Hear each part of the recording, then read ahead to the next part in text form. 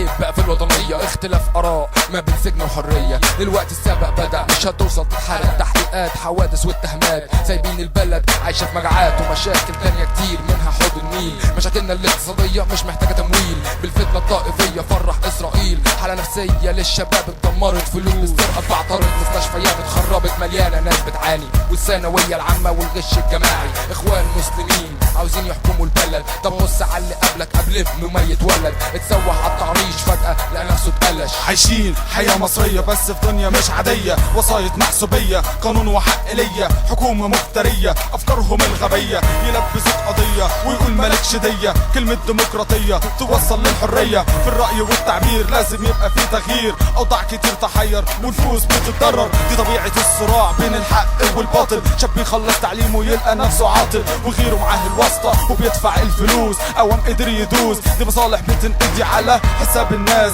الظلم بقى بيزيد ما عادش في احساس. لو وسواس هيفرق بين الناس، لو جاسوس عليك هندوس، لو مش اخلاص مفيش اساس مفيش اساس. حكومات مصرية اتباع سياسة بلطجية، مفيش ديمقراطية، الوضع سيء ليك وليا. تنظيمات شيطانية قايمة على الظلم والهمجية، شباب كتير يأس، افكار كتير في عقولنا بتتحبس. تيجي تعبر عن رأيك يقولك هص مفيش نفس، قوانين صعبة على الشعب بتتدرس.